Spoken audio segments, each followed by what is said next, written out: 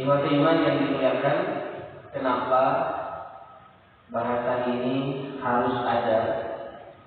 Karena ada bagian yang disabdakan oleh Nabi.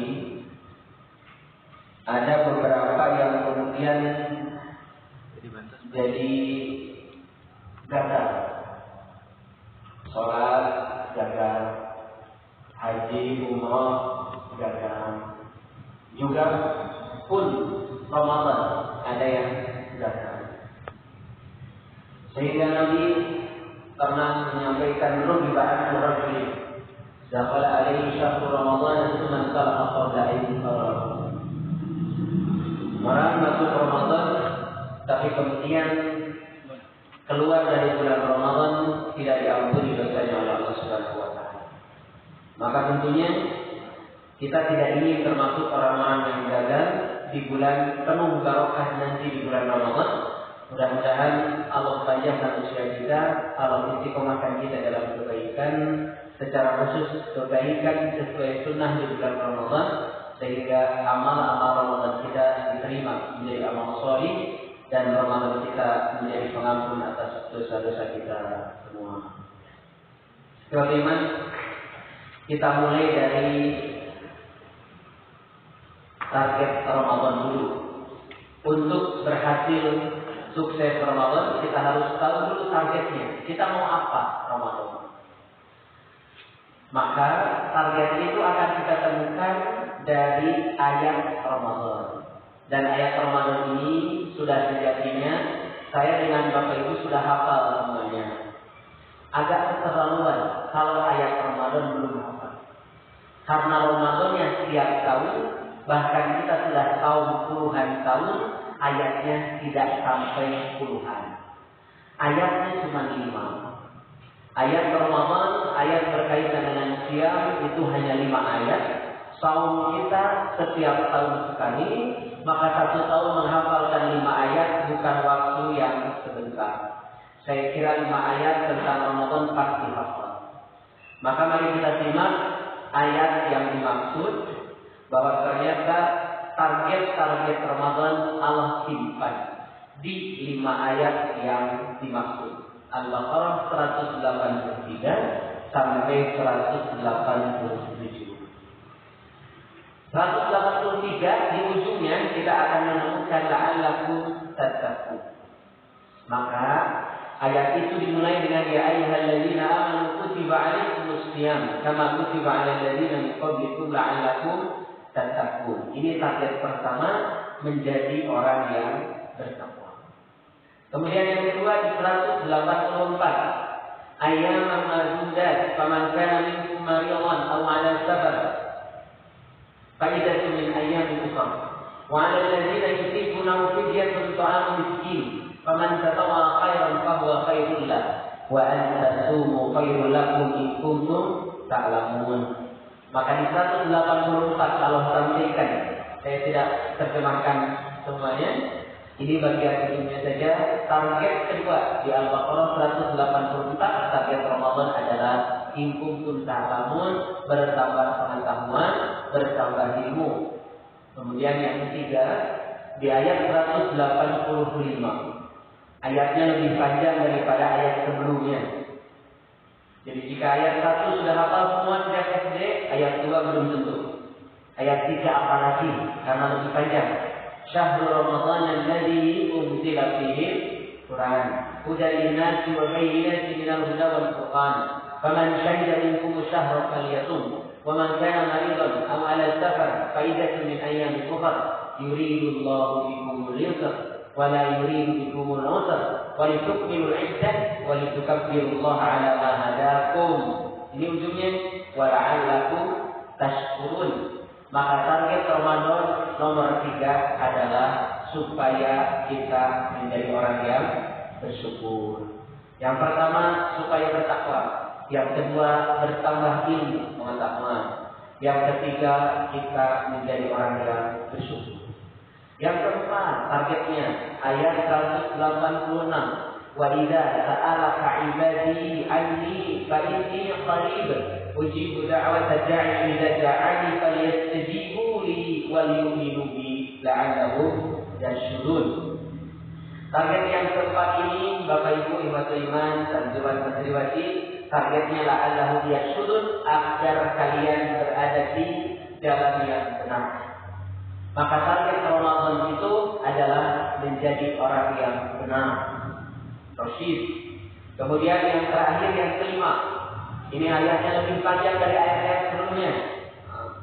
187. Wahila lakum lailatul siyami rafathu ila nisaikum hunna libasun lakum wa antum libasun lahum alimallahu annakum kuntum takhtanuna anfusakum fataba 'alaykum wa 'afa 'ankum fal'ana bashiruhunna wabtaghu ma kataballahu lakum wa kulu washrabu hatta yatabayyana lakum al-khaytul abyadu min al-khaytil aswad min al-fajr thumma atimmu siyama ila al-layl ولا تباشروهن وأنتم عاكفون في المساجد تلك حدود الله فلا تقربوها كذلك يبين الله آياته للناس لعلهم يتقون.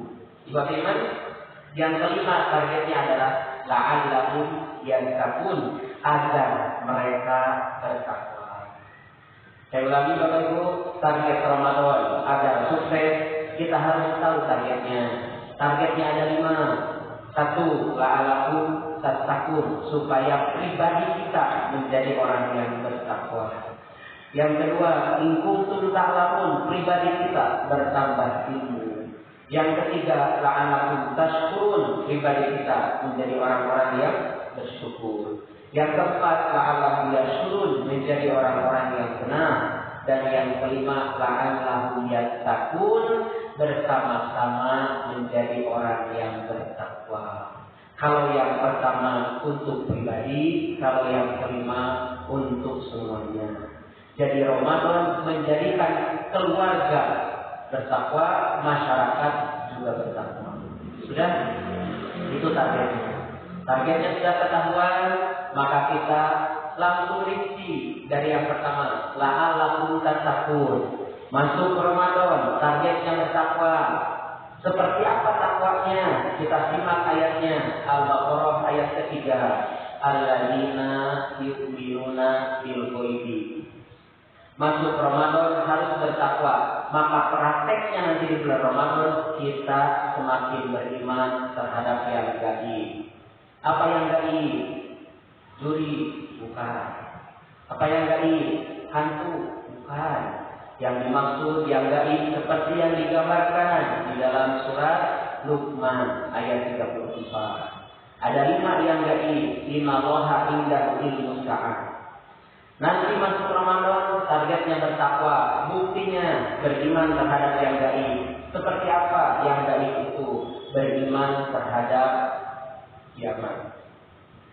Masuk Ramadan semakin yakin bahwa semua bakal mendapatkan kiamat, bertemu dengan kiamat.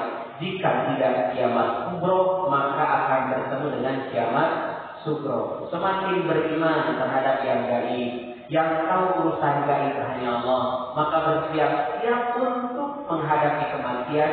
Itulah bukti beriman terhadap yang gaib berkaitan dengan kiamat. Yang kedua, yang gaib itu wa yunazilul ghaib, turun hujan. Masuk Ramadan ataupun sekarang, lebih-lebih masuk Ramadan. Kata Allah, orang masuk Ramadan harus bertakwa. Ciri detil orang bertakwa beriman terhadap yang gaib.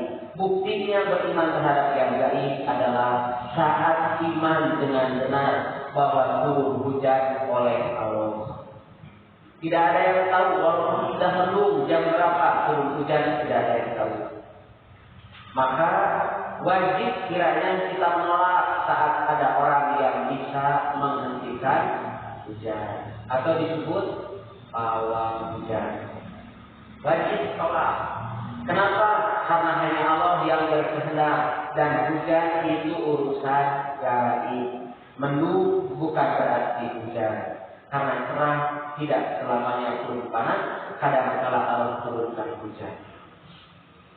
Maka nanti orang yang beriman saat turun hujan adalah saat turun hujan berdoa, Allahumma sholiban nafi'an. Ya Allah, mudah-mudahan hujan ini bermanfaat.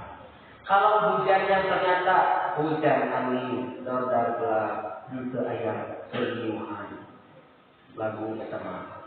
Mapai dalam satapak mawar bodas. Sahan jadinya.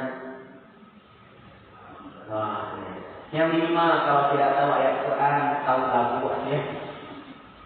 Ternyata Allah sampaikan bahwa ternyata turun hujan, saat hujannya dordar angin, hujannya dordar, banyak kilat petir. Maka berdoa, Allahumma la taqtulna bi ghadabika. Ya Allah, jangan bunuh kami dengan kemarahan ya Allah. Wala tuhlikana bi adabika. Jangan hancurkan kami dengan siksa ya Allah. Ya, tak perlu status diupdate. Tak perlu update status. Update status, ya Allah, hujannya deras sekali. Terus kalau sudah deras, ya udah, begitu deras. Mantapkan doa gitu ya. Tapi ini saya update status, doanya boleh? Boleh. Punya masalah update status? Boleh. Dan update status terbaik seperti yang disabdakan oleh Nabi, oleh Aisyah. Aisyah mengatakan saat pernah dituduh zina. Aisyah pernah dituduh zina. Maka saat Aisyah dituduh zina, Nabi pun sampai bertanya, wahai Aisyah, jika engkau benar melakukannya, tobatlah kepada Allah. Jika engkau tidak melakukannya, sudah. Ternyata Nabi pun ikut mendengar dan Nabi pun ikut mempercayai kasus itu sampai pada ujungnya Allah menurunkan surat An-Nur ayat 11 sampai 20. Kemudian kenapa Allah menurunkan ayat itu Bapak Ibu? Karena Aisyah waktu itu berkata, wahai Nabi, wahai suamiku, aku tidak akan pernah berkata karena sudah tidak ada manusia yang percaya kepadaku. Aku hanya akan mengatakan seperti apa yang dikatakan oleh Yakub kepada anak-anaknya. Qala innama asku basti wa husi ilallah. Aku hanya akan menyampaikan keluh kesahku, kesedihanku kepada Allah saja. Maka setelah itu Pak, turun wahyu. Itu. Kita kemudian sedih, punya masalah, terus curhat sama Allah. Yang turun air mata. Wahyu turun, sudah turun. Harusnya kita langsung kembali ke Quran. Jika punya masalah, baru ilallahi wa rasul. Jangan kembali ke status. Tambah bingung. Orang lain jadi tahu kebingungan kita, bukan jadi membahagiakan, malah tambah bingung. Kalau ngasih tahu orang lain jadi tahu, kita jadi tidak bingung, orang lain tidak bingung, alhamdulillah. Tapi kebanyakannya jadi nambah bingung. Saya tidak punya masalah, punya. Bapak Ibu yang tersenyum hari ini tidak punya masalah, punya. Nanti dibejakan, gitu ya. Terus kenapa tidak beja-beja? Kamu kan besti, ketribun. Jadi walaupun besti, jangan dibicarakan. Kadang-kadang kelak sekarang besti nanti jadi bukan besti. Jadi bermusuhan. Nah, maka pastikan yang beriman terhadap Allah kepada yang gaib dan yang gaib ini turun hujan. Jangan dicela hujan itu karena celah untuk mata, celah pertama. Jadi jangan pernah celah hujan. Turun hujan sudah berdoa. Yang ketiga, yang keempat, masuk Ramadan semakin bertakwa. Bertakwa buktinya beriman terhadap yang gaib. Yang gaib itu adalah semakin beriman tentang hari esok. Bapak Ibu, ada tidak yang pusing untuk esok, tapi pusingnya sekarang? Ada. Sahurnya besok, pusingnya malam ini? Ada. Ibu-ibu. Pas tarawih, yang Ramadan, sahurnya besok, ingatnya pas tarawih. Mau masak apa? Padahal Nabi mengajarkan, Allahumma inni a'udzubika minal ham. Ya Allah, aku beriku kepadamu dari ham. Apa ham itu Pak? Ham-ham, was-was, yaitu bingung untuk hari esok. Kata Allah, hari esok itu milik Allah.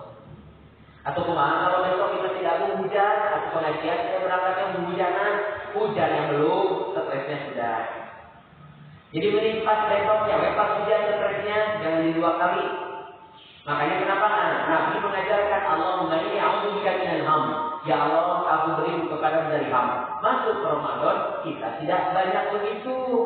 Orang yang masuk Ramadan itu beriman terhadap yang gaib, termasuk urusan besok. Besok sahur dengan apa, besok buka dengan apa, itu tidak masalah. Kata Nabi sahur cukup dengan 1 teguk air minum, lebih ringan Pak. Minum 1 teguk air sahur itu. Buka 1 teguk air itu, buka apa batal. Sami ya. Jadi jangan berlebihan. Kata Allah, kalau ini kita yakin bahwa orang yang masuk Ramadan semakin bertakwa, dan ciri bertakwa adalah beriman terhadap yang gaib, dan yang gaib itu diantaranya adalah saat dia yakin esok hari urusan Allah. Yang kelima, yang gaib itu wa ma tadri nafsun ma taksibu goda, tidak ada yang tahu kapan di mana mati. Maka kalau saya dengan Bapak Ibu santriwan santriwati tidak tahu kapan di mana mati, bukan tentang kapan kita mati, bukan di mana kita mati, tapi seperti apa, sedang apa kita mati. Mudah-mudahan kita meninggal husnul mati. Baik Bapak Ibu, itu gambaran pertama. Masuk Ramadan semakin bertakwa, dan ciri bertakwa adalah beriman terhadap yang gaib. Yang gaib tadi ada 5. Kemudian yang kedua Bu, prakteknya masuk Ramadan semakin bertakwa, yaitu wa yuqimunas shalah, menegakkan sholat. Bapak Ibu, tidak ada saum bagi yang tidak sholat. La sauma illa bisalah. Tidak ada yang saum kecuali dia harus sholat. Artinya kalau dia saum tapi tidak sholat Pak, tidak saum, percuma. Maka masuk Ramadan kita bertakwa, cirinya adalah menegakkan sholat, bukan sekedar melaksanakan sholat. Kalau sudah tegak Pak, maka tegak berdiri, ada bangunannya, ada bekasnya, itu yukim namanya, menegakkan. Maka Bapak Ibu menegakkan sholat. Di dalam sholat, apakah ada yang membicarakan orang lain? Sholat, ada yang membicarakan orang ke sholat? Ada sendirian berdua? Atau enggak ada? Bu, ada yang Bu, kalau sedang sholat, ada yang membicarakan orang lain? Tidak. Berarti di luar sholat, kalau menegakkan sholat, di luar sholat pun tidak membicarakan orang lain. Ada tidak yang membicarakan orang dalam sholat? Ada Pak. Tapi bicaranya sendiri. Dinahat ini teh imam siapa? Lama-lama banget jadi imam teh. Rukunya lama, sujudnya lama, dicinta ke. Misal dia mengomentari di hatinya tentang imam, dia ngobrol tapi sendiri. Maka di luar sholat kalau mau ngobrolin orang sendirian, jadi gibah tidak? Ngobrol sendiri? Tidak. Yang jadi gibah mah berdua. Maka gibah masuknya fahsya. Fahsya itu perbuatan keji. Keji itu tidak bisa dilakukan sendiri. Sama seperti zina. Ada yang berzina sendiri? Harus ada pasangan. Sama dengan gibah, nggak bisa sendiri. Gibah harus berpasangan, minimal berdua. Maka masuk Ramadan menegakkan sholat. Sholat tegak, dalam sholat tidak membicarakan orang. Di luar sholat pun tidak membicarakan orang. Dosa ghibah itu pernah terjadi di zaman Nabi Pak. Yang menariknya Bapak Ibu, ayat ghibah disimpannya di Al-Hujurat. Al-Hujurat itu kamar-kamar istri Rasul, ruangan-ruangan istri Rasul, bilik-bilik cerita Rasul. Sampai saya dengan Bapak Ibu mungkin kalau pikirannya agak jahat, kenapa ya disimpannya ayat ghibah di kamar-kamar istri Rasul? Apakah karena istri Rasul duluan yang pernah ghibah, kemudian turun ayatnya dibuka? Dan ternyata memang pernah Bapak Ibu.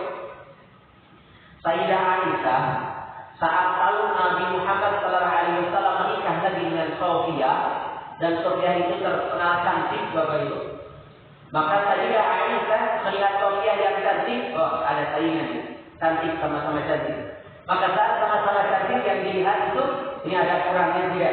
Ternyata ada kurangnya di Sofia. Sofia itu kurangnya Bapak Ibu pendek. Maka Sayyidah Aisyah mengatakan kepada Nabi Muhammad SAW, wahai baginda Nabi, suamiku tercinta Teteh Sofia mah pendek. Lihat tuh, Sofia itu pendek. Kemudian kata Aisyah, Sofia pendek. Benar salah? Benar. Gibah bukan? Gibah bukan? Mari kita cek tuh. Nabi pernah bertanya kepada para sahabat, atadruna man gibah? Kalian tahu gibah itu apa? Nah, para sahabat menyatakan Allah wa rasuluhu a'lam. Hanya Allah dan Rasulnya yang lebih tahu. Maka Nabi mengatakan, dzikruka akhaka bima yakrah. Engkau menyebutkan saudaramu dan saudaramu tidak suka engkau sebut-sebutkan saat saudaramu tidak ada di depanmu.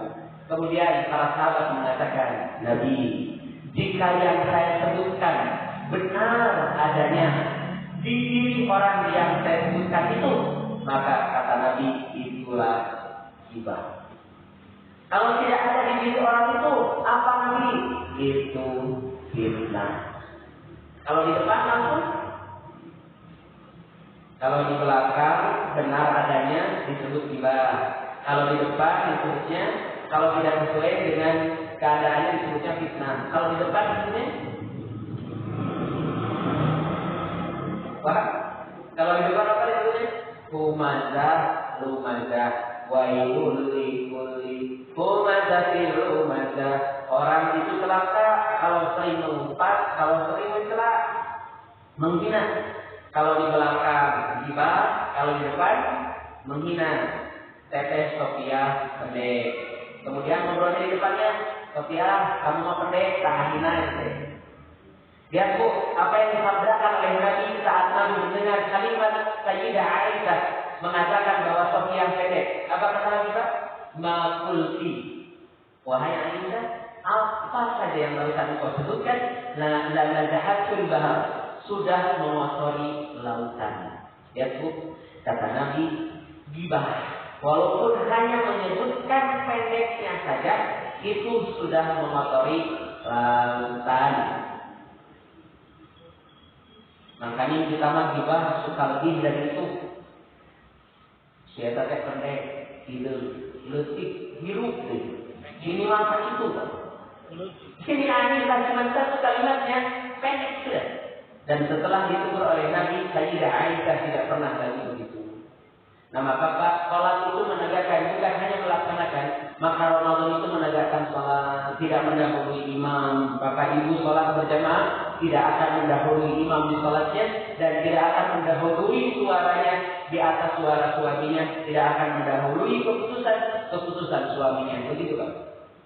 Kemudian yang berikutnya, wa mimma razaqnahum yunfiqun. Masuk Ramadan, targetnya adalah menjadi orang yang bertakwa. Buktinya adalah wa mimma razaqnahum yunfiqun. Infak atas apa yang dirizkikan oleh Allah.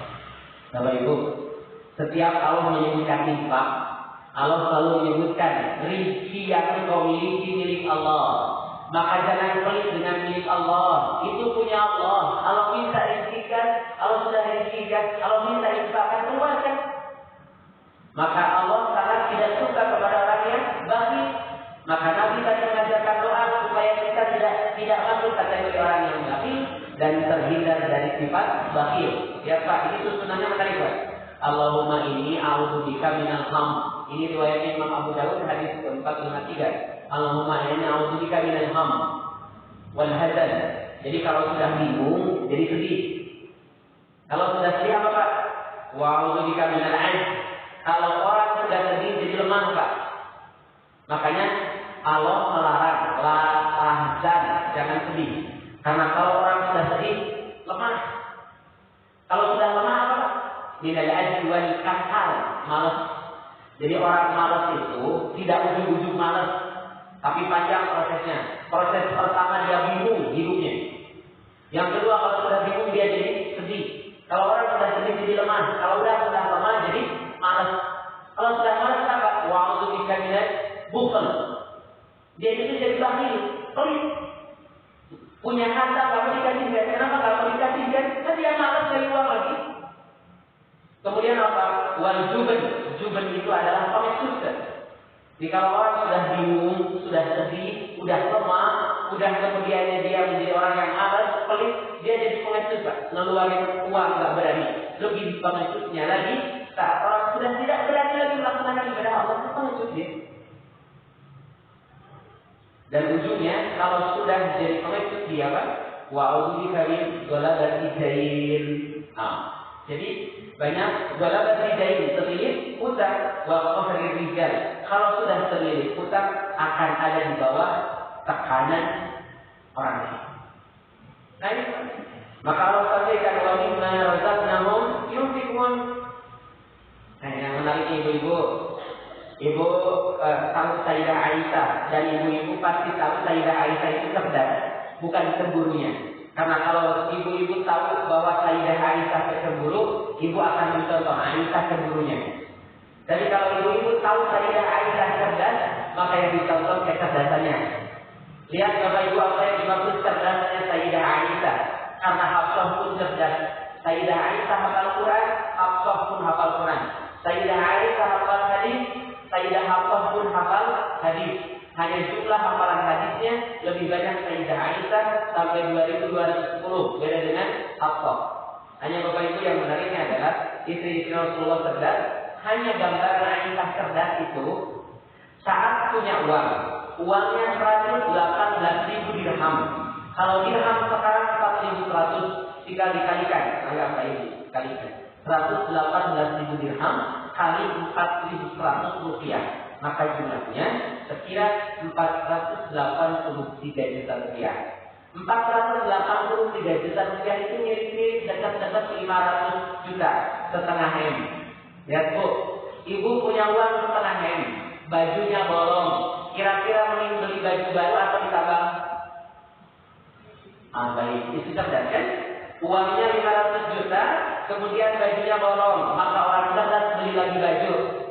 Tapi Sayyidah Aisyah waktu itu sedang saum, kemudian punya uang sampai 118 dirham itu dikumpulkan oleh Sayyidah Aisyah, kemudian bajunya bolong. Apa yang dilakukan oleh Sayyidah Aisyah? Menambal bajunya dan mensedekahkan, menginfakkan hartanya yang tadi habis dari pagi sampai sore.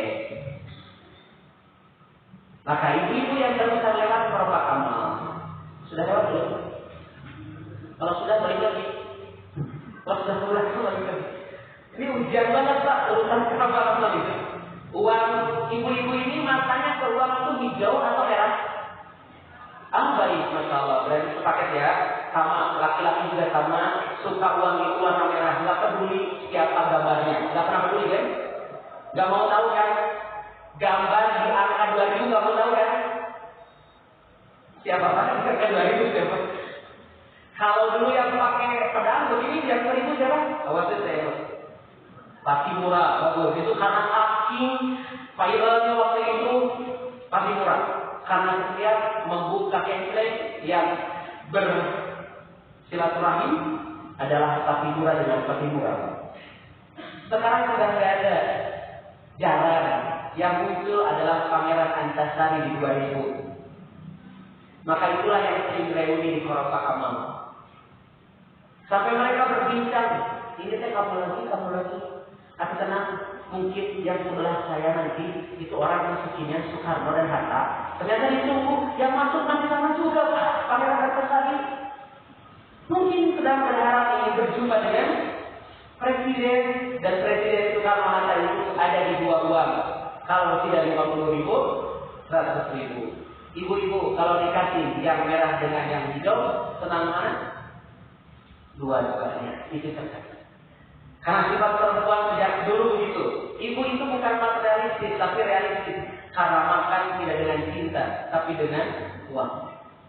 Beli, ya, bukan dengan cinta. Ibu datang ke toko beras, beli beras, kemudian nggak bayar pakai uang. Bapak puntennya sudah tidak ada uang, saya bawa bayar dengan cinta. Nggak bisa, harus pakai uang. Jadi kalau ibu-ibu karena uang hijau, merah, itu bagus, pertahankan. Istrinya Abdurrahman bin Auf Pak, saat ditawarkan, wahai istri-istriku, mau ikut denganku hijrah tapi tidak bawa apa-apa, atau mau tetap dengan hartaku tapi kamu diceraikan. Oh, milih cerai. Dan Abdurrahman bin Auf pergi ke Madinah tidak membawa satu istri pun, tidak membawa satu perusahaan pun, tidak membawa satu harta pun. Berangkat datang ke Madinah ditawari perusahaan, tidak mau. Ditawari istri, tidak mau. Saya punya istri ini, kalau antum mau silakan pilih satu. Kalau nanti suka, aku ceraikan satu. Kemudian nanti tunggu masa idahnya nikah sama kamu. Abdurrahman bin Auf tidak mau. Kenapa nggak mau, Pak? Tapi kalau Bu, kenapa nggak mau Abdurrahman bin Auf ditawari oleh sahabatnya di Madinah oleh orang Ansar? Kenapa tidak mau? Ini saya punya istri, kalau kau suka satu silakan pilih. Kalau kau suka nanti saya ceraikan yang kau sukai dan tunggu masa idahnya nikah sama kamu. Nggak mau. Kenapa nggak mau? Bagus. Mau gratis. Mau gratis benar, Pak. Itu sabda Nabi loh, Pak. Kata Nabi itu Abdurrahman bin Auf nikah tidak jadi. Karena pertama syarat untuk menikah kepada laki-laki ini kalian jadi. Kemudian mau nikah lagi siapa? Jadi. Maka Nabi setelah menikah dengan Khadijah, kemudian Saudah yang janda, maka menikah dengan Aisyah. Maka Nabi mengatakan, wahai Abdurrahman bin Auf, nikahlah dengan gadis Madinah. Jadi, kenapa harus dengan gadis? Kumaha Nabi ya? Enggak, Pak. Karena kalau dengan gadis akan bersenang-senang. Kalau dengan janda tidak bersenang-senang. Itu mah nanti ada bahasa khusus, bukan malam ini. Tapi ibu-ibu pasti langsung mikir panjang, pulang ke rumah yang tenang gitu ya. Sepanjang pengajian dari awal sampai akhir yang ini. Jangan yang itu. Ini kaitannya dengan wa mimma razaqnahum yunfiqun. Lihat, Pak, di zaman Nabi yang diinfakkan bukan sekedar harta, istrinya pun kalau Allah suka ambil. Tapi dengan syariat yang benar, aku ceraikan dulu, baru setelah masa idahnya habis silakan ambil. Luar biasa aja. Dan ini yang kemudian kita akan maksimal di Ramadan. Ramadan targetnya takwa, dan takwa ini beriman terhadap yang baik, menegakkan salat, infak. Yang keempat Al-Baqarah, walladzina yu'minuna bima unzila ilaika wa ma unzila min qablika. Masuk Ramadan harus bertakwa. Cirinya, detilnya, kita bertakwa adalah beriman terhadap Quran. Beriman terhadap Quran Bapak Ibu tidak sekedar baca, tapi harus dilanjut dengan nomor 2, paham. Harus dilanjut dengan nomor 3, menghafal. Harus dilanjut dengan nomor 4, mentadabburi isinya. Dan yang kelima harus dilanjut dengan tartil membacanya. Maka ini disebut beriman terhadap Quran. Kalau baru baca belum sempurna, lanjut dengan memahami belum sempurna, lanjut dengan menghafal belum sempurna, lanjut dengan tadabbur mendekati, kemudian terakhir tartil. Maka nanti di bulan Ramadan pastikan agar sukses 5 ini kita laksanakan. Bukan hanya tamat baca, bukan hanya paham, bukan hanya menghafal. Mudah-mudahan semuanya dimudahkan Bapak Ibu. Ini yang keempat. Yang kelima, wabil akhirati hum yuqinun.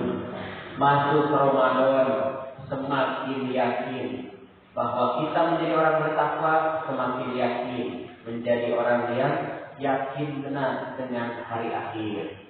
Semuanya akan berakhir, Pak. 1443 tahun lalu kita Ramadan, sekarang sudah berakhir. Sekarang 1444. Dan 1444 akan berakhir. Nanti akan berganti kalau panjang umur 1445. Maka tahunnya sudah berubah. Masa pemahamannya tidak berubah. Memahami Quran yang tadinya baru 1000 ayat jadi 2000. Yang tadinya 2000 jadi 4000. Yang tadinya 4000 selesai Al-Quran. Bukan sebaliknya, yang sudah 4000 jadi 2000. Yang 2000 tinggal 1000. Yang 1000 tinggal 6 ayat surat Al-Fatihah. Bulak balik ke pagi. Langsung di buku wayati mana. Pastikan, Pak, selesai tertib semuanya beriman terhadap Quran. Ramadan diturunkan Quran, maka pastikan Ramadan kita semua seperti Nabi Muhammad meminta dari Al-Quran dengan malaikat ini. Berikutnya Pak, nomor 6. Masuk Ramadan targetnya bertakwa, prakteknya, buktinya bertakwa, beriman terhadap yang gaib, 2 mendirikan salat, yang ketiga infak, yang keempat beriman terhadap Quran, yang kelima beriman terhadap yakin terhadap hari akhir, yang keenam surat Al-Imran ayat 134. Alladzina yunfiquna fis-sarra'i wad-dharra'i, infak di saat luang, di saat sempit. Saro itu surur, saro itu bahagia. Jadi infak saat bahagia, doro itu susah, infak saat susah, tidak bahagia. Maka kalau poin yang pertama tadi, nomor 3, infak atas rezeki, itu umum. Tapi kalau yang ini lebih khusus lagi. Nomor 6, infaknya saat waktu luang, saat waktu sempit. Luang hatinya, sempit hatinya. Orang dicintai, tidak dicintai, kasih. Orang disayangi, tidak disayangi, tetap dikasih. Itu namanya saro-doro. Dan ini infak menjadi nafkah di rumah tangga. Suami tidak selamanya suka sama istrinya. Walaupun sedang tidak suka, suami tetap harus menafkahi istrinya. Maka Allah sampaikan, hati sedang bahagia, kasih sedang tidak bahagia, kasih. Maka masuk Ramadan, kita bertakwa harus seperti ini. Bisa infak sama orang yang kita suka, bisa infak juga kepada orang yang tidak kita sukai. Hari Jumat kemarin Pak, saya mengumumkan di sebuah sekolah SD di Tasik, mengumumkan hadiah. Hadiahnya 6 orang diberangkatkan umroh. Semuanya perempuan diberangkatkan umroh. Hadiah plus Turki. Selesai saya umumkan, kepala sekolahnya nyarios, Ustaz, dari 6 itu ada 2 orang yang bermasalah. Apa masalahnya? Masalah uang, tidak jujur. Terus satu lagi bermasalah. Pokoknya intinya ada 2 yang bermasalah dari 6 orang yang diberangkatkan umroh. Saya tanya, kenapa Ibu? Kok diberangkatkan? Kan yang harus diberangkatkan mah harus yang berprestasi.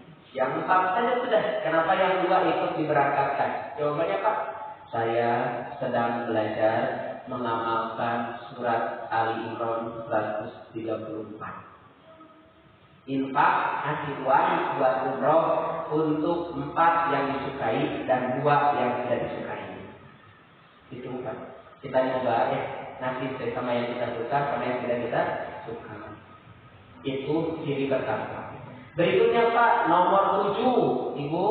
Nomor 7, masuk Ramadan kita bertakwa. Buktinya masuk Ramadan bertakwa itu hadinal goiro, harus mampu menahan amarah.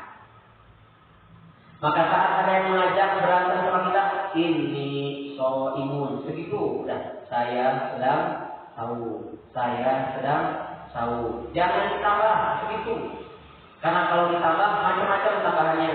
Saya sedang sahur, tungguan maghrib. Saya sedang sahur, lebaran lagi. Jangan ditambah, sudah gitu. Ini so imun, saya sedang sahur, sudah. Dan banyak yang tinggal tahu karena tidak bisa meninggalkan seperti yang Nabi sampaikan, man lam yada' qawlatul wal 'amal bi falaysa lillahi hajah fi ayyada'a ta'amat wa syarabat. Bahwa orang tidak akan mendapatkan pahala apapun dari Allah saat bisa meninggalkan makan dan minum sampai terasa haus dan lapar, tapi tidak bisa meninggalkan qawlatul, perkataan bohong, perkataan jelek, menghina, kotor, porno dan perkataan-perkataan lainnya, wal amal dan amal-amal kebohongan, kebodohan. Maka orang yang beriman saat Ramadan akan meninggalkan perbuatan yang sia-sia. Termasuk tidur terus-terusan di siang hari Ramadan, itu pun sia-sia. Kemudian Allah sampaikan Pak, menahan amarah. Kalau sedang berdiri marah, duduk. Kalau sedang duduk marah, berbaring. Kalau sedang berbaring marah, wudu. Kalau wudu masih marah, sholat. Sholat apa? Syukur wudu. Kalau sholat masih marah juga, keterlaluan.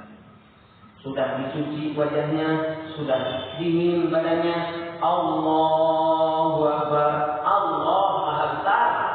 Apa yang membuat kita jadi marah, padahal itu tidak lebih besar daripada pengkhianatan kita kepada Allah yang berlaku besar. Maka Allah yang Maha Besar, sehingga marah kita berhenti.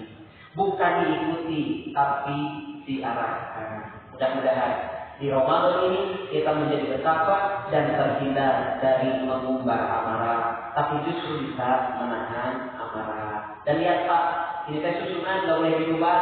Orang bisa menahan amarah kalau bisa infak saat luang dan sempit.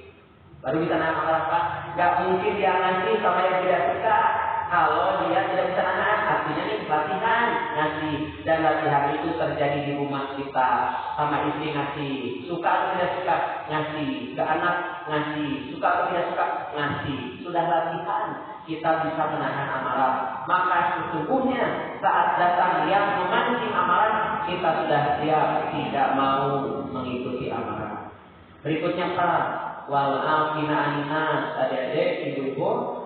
Yang berikutnya, ciri orang bertakwa, mohon maaf, masuk Ramadan targetnya takwa, dan ciri bertakwa adalah afina anas, mudah memaafkan kesalahan manusia. Jadi kalau saya dengan Bapak Ibu masih susah memaafkan kesalahan, berarti sedang mengikuti amarah terus-terusan. Terakhir, orang yang masuk Ramadan targetnya menjadi orang yang bertakwa, buktinya surat Az-Zariyat ayat 17. Surat Az-Zariyat ayat 17. Di dalam surat Az-Zariyat ayat 17 Allah sampaikan kanu qalilan minal laili ma yahjaun. Bahwa kata Allah orang yang bertakwa itu sedikit tidur di malam hari. Nah ini.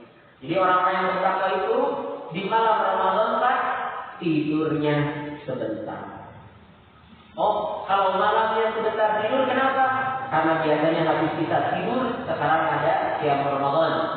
Habis siang Ramadan ada tadarus, maka tidur di jam 10. Kemudian bangunnya jadi jam 3. Kenapa? Ada sahur. Yang tadinya bangun jam 4 subuh, sekarang jadi jam 3 ada sahur. Maka tidurnya jadi sebentar, bukan sebentar-sebentar. Kalau sebentar-sebentar jadi banyak. Malamnya sebentar, tapi diganti. Habis subuh tidur, habis zuhur tidur, habis asar tidur. 2 waktu tidur yang tadi dilarang. Habis subuh dilarang, habis asar dilarang. Jangan tidur habis subuh, jangan tidur habis asar. Ditelitilah oleh para peneliti Pak hadis tadi. Kenapa tidak boleh tidur setelah subuh? Otaknya mengkerut jadi teori. Jadi kalau kita teori karena banyak tidur setelah subuh. Dan ternyata memang setelah subuh tidur paling enak. Habis asar tidak boleh tidur Pak, karena rentan penyakit. Habis maghrib juga dilarang tidur, karena pendek waktunya menunggu isya. Biasanya kalau tidur habis maghrib, isyanya waktu subuh atau waktu tahajud. Masih bagus Pak kalau bangunnya jam 10, nah bangunnya jam 2. Dan itu sudah habis waktu isyanya. Atau bangunnya subuh lewat tahajud, isyanya dirapel, dihama dengan subuh. Jadi 4-2. Enggak boleh. Makanya kata Allah, kanu qalilan minal laili ma yahjaun, sedikit tidur. Target Ramadan menjadi bertakwa. Cirinya nanti kalau kita bertakwa itu apa? Sedikit tidur. Tapi kan ada hadisnya, naumus sha'im ibadatun. Tidurnya orang yang saum adalah ibadah. Hadisnya dhaif, sebagian urusan palsu. Jadi tidak bisa dipakai landasan. Itu yang pertama Pak. Target Ramadan adalah isinya. Yang kedua, target Ramadan in kuntum ta'lamun, menjadi orang yang berilmu. Bapak Ibu, santriwan-santriwati, Ramadan itu bulan khusus sebenarnya. Harus fokus ilmu Quran. Quran sudah, nggak ada yang lain. Karena untuk yang lain sudah 11 bulan belajar. Untuk Ramadan sudah sejak bulan fokus. Nabi pun dengan Jibril fayudarisuhul Quran, mentadarusi Quran. Dan Nabi Bapak tadarus Quran di bulan Ramadan, di Ramadan terakhir tamatnya 2 kali. Tadarus bukan baca saja. Tadarus itu sampai titik hafal. Seperti yang disampaikan oleh Imam Ibnu Katsir di surat Al-Imran ayat 79. Bima kuntum tu'allimuna al-kitaba wa bima kuntum tadrusun, bahwa artinya tadarus itu menghafalkan lafaz ayatnya. Maka saya dengan Bapak Ibu santriwan-santriwati masuk Ramadan, karena Ramadan bulan Quran, maka ilmu yang paling penting di bulan Ramadan adalah meningkatkan ilmu Quran kita. Bacanya, pemahamannya, penafsirannya, dan semua hal berkaitan dengan Quran. Mudah-mudahan setahun sekali kita dekat dengan Quran, berefek untuk 11 bulan ke depan. Yang ketiga, target Ramadan bersyukur. Syukur itu menggunakan semua panca indera untuk ibadah. Dan Ramadan itu begitu Pak. Yang susah ke masjid. Yang susah baca Quran, baca Quran. Yang susah sahur. Yang tidak pernah telefoni sahur. Yang tidak pernah zakat, yang tidak pernah sholat malam siang Ramadan tarawih, itulah berkaitan dengan Ramadan, Pak.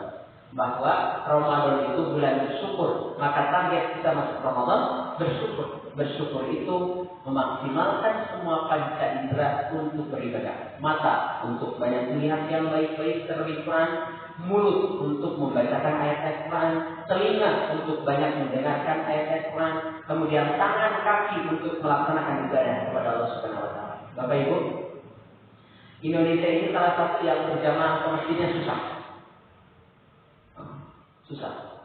Laki-laki. Dan akan tetap berangkat kalau masjidnya baru dan bagus. Misal Al-Jabar, orang-orang pakai diri sengaja mau sholat di Al-Jabar. Sholat di Masjid Agung ini dengan masjid kita kalau berjamaah pahalanya ada berapa? 27. Kalau sholat di Al-Jabar dapatnya 27 juga. Hanya jaraknya lebih jauh. Semakin jauh jarak semakin capek. Apakah bisa diampuni? Tergantung. Ini tujuan ke sana mau apa? Datang ke sana mau sholat zuhur tapi berangkatnya habis subuh. Maka sampai ke sana dari 10. Zuhurnya masih lama. Foto-foto yang pertama. Kemudian zuhur masih lama tapi lapar, cari makan Pak. Pas balik lagi macet, akhirnya tidak jadi keajabannya macet.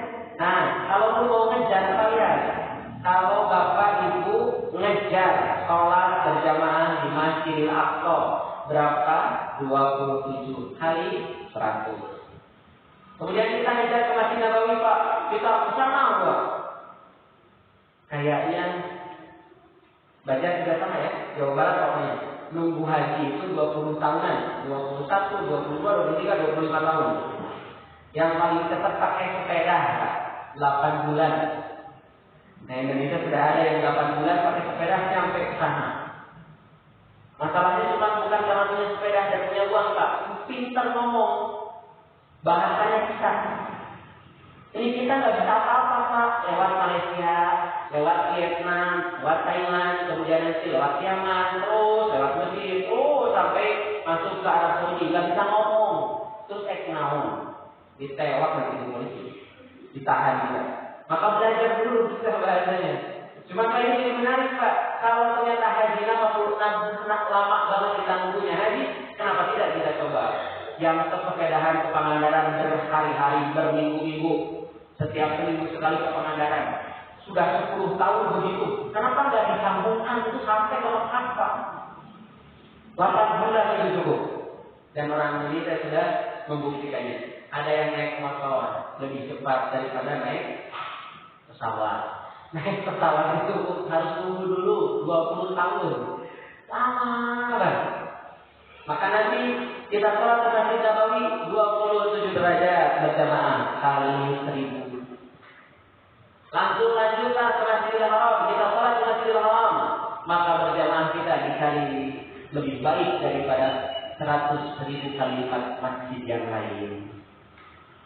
Maka doa dari Bapak Ibu, mudah-mudahan guru kita yang malam ini tidak bisa hadir bersama kita, Al-Ustaz Ami masih sedang di perjalanan, sedang mengirim umrah plus beberapa negara, Yerusalem, Yordan, Mesir kalau nggak salah itu saya melihat di peta, dan itu mudah-mudahan perjalanannya dimudahkan oleh Allah Subhanahu Wa Taala, diberikan kelancaran dan tentunya haji dan umrah dan umrah yang mabrur diterima oleh Allah Subhanahu Wa Taala. Dan pastinya mudah-mudahan kita saling mendoakan Bapak Ibu pun dimudahkan untuk berangkat dipanggil oleh Allah Subhanahu Wa Taala melaksanakan bagian itu umrah haji insyaallah pada waktunya. Nah ini bersyukur Pak. Yang keempat, target Ramadan adalah ba'al yasudud, menjadi orang yang benar. Ramadan itu Pak spesial. Kita menjadi orang-orang yang benar, terdidik oleh Ramadan. Mudah-mudahan tercapai. Dan yang terakhir, bersama-sama menjadi orang yang bertakwa. Bapak Ibu, tidak bisa yang 5 tercapai kalau tidak 2. Maksud Ramadan tidak mungkin mencapai bertakwa, mencapai berilmu, mencapai bersyukur, mencapai benar, mencapai bertakwa bareng-bareng kalau tidak ada 2. Yang pertama, kalau niatnya bukan karena Allah, harus hilang. Surat Al-Bayyinah ayat 5. Wa ma umiru, tidaklah kami perintahkan illa liya'budullah, kecuali untuk menyembah Allah. Mukhlishina lahu-din, untuk ikhlas karenanya. Jadi kita beribadah diperintah oleh Allah dan harus ikhlas. Masuk Ramadan semua ibadahnya harus ikhlas. Bukan ruin berat badan, bukan ingin banyak rezeki, bukan yang lainnya, bukan ingin sehat, tapi lillah ta'ala, karena Allah. Makanya ada syariat Pak, bukan sehat itu karena ada syariatnya. Ada yang masuk Ramadan sakit gitu loh. Kan kalau sakit ada kodok, kalau tidak mampu ada fidyah. Oh berarti masuk Ramadan pun ada yang sakit. Maka niatnya tetap karena Allah. Kalau sehat itu efek samping saja. Jangan niatnya karena sehatnya, tapi karena Allahnya. Kemudian di surat Al-An'am 62, Qul inna salati wa nusuki wa mahyaya wa mamati lillahi rabbil alamin. Maka yang 5 tadi akan tercapai kalau kita semuanya niatnya karena Allah. Makanya di hadis riwayat Imam Bukhari dan Muslim muttafaq alaih, innamal a'malu binniyat, segala sesuatu tergantung niat. Wa innamal likulli ma nawa, segala sesuatu tergantung niatnya. Faman kana hijratuhu ila Allah wa rasulih, fa hijratuhu ila Allah wa rasulih. Kalau hijrah karena Allah, karena Allah. Kalau hijrah karena Rasul, karena Rasul. Karena Allah dan Rasul, karena Allah dan Rasul. Faman kana hijratuhu ila dunya yusibuha. Kalau hijrahnya karena dunia yang ingin dicapainya, atau imra'atin yang yusibuha, atau untuk perempuan yang ingin dinikahinya, fa hijratuhu ila ma hajara alaihi, muttafaq alaih. Maka hijrahnya hanya untuk yang ingin dicapainya. Datang pengajian ingin pintar. Datang pengajian ingin makanan, dapat makanan. Tapi dapat ridho Allah? Tidak. Tapi kalau kita niatnya karena Allah, dapat ilmunya? Dapat. Dapat makanannya? Dapat. Itu. Jadi bukan karena makanannya, bukan karena ilmunya, tapi karena Allah. Yang terakhir, oke. Tidak cukup hanya karena Allah, tapi harus mutaba'ah, mencontoh Rasulullah. Jadi kalau kita sudah ikhlas tapi tidak mencontoh Rasulullah, tidak diterima. Kita saum tapi tidak berbuka pada waktunya, saya masih kuat, nanti bukanya saya jam 9. Walaupun ikhlas karena Allah, tidak diterima. Kemudian masuk subuh, kemudian subuh salatnya 11 rakaat. Walaupun ikhlas karena Allah, salat subuh 11 rakaat tidak diterima karena tidak mencontoh Rasulullah. Termasuk hal kecil Pak. Sahur diakhirkan, buka disegerakan, Nabi tarawih santai, kemudian lama, bagus, itu yang kita coba. Ya, kita latihan sholatnya sudah 11 bulan Pak, masuk Ramadan baru latihan, makanya gagal. Harusnya 11 bulan latihan, baru masuk Ramadan kita kuat.